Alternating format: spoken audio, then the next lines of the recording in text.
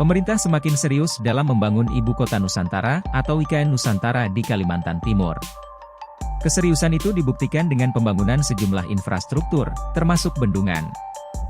Dilansir dari Kompas.com PLT Direktur Jenderal Sumber Daya Air Kementerian Pekerjaan Umum dan Perumahan Rakyat Jarod Widyoko memastikan, pembangunan bendungan sebagai pemasok kebutuhan air di IKN sudah direncanakan hingga tahun 2100. Meski demikian, Jarod mengakui bahwa kebutuhan air di IKN masih belum banyak, begitu juga dengan jumlah penduduknya.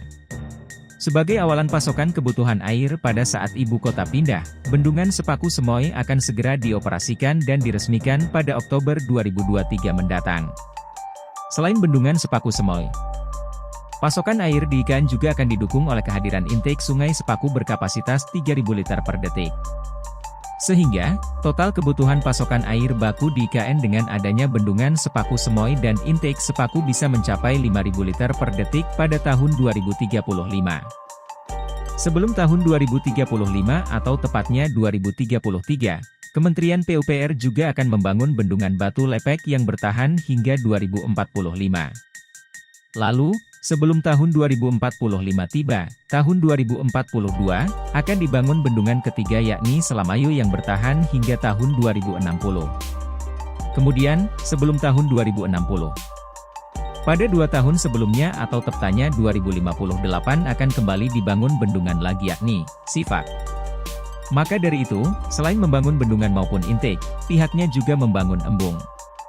Setidaknya, tahun 2024 nanti, akan ada 19 embung selesai dikerjakan. Bahkan, ingin ditambah 2 embung lagi. 2 bendungan tambahan ini akan melayani kebutuhan air di Bandara VVIP IKN maupun di Pemaluan. Sebelumnya, Kementerian Pekerjaan Umum dan Perumahan Rakyat memastikan proyek Ibu Kota Nusantara di Kalimantan Timur masih sesuai rencana. Progres konstruksi saat ini mencapai 36%. Menteri PUPR Basuki Hadimulyono mengungkapkan pembangunan IKN Nusantara tahap 1 masih terjaga sesuai dengan jadwal pelaksanaan.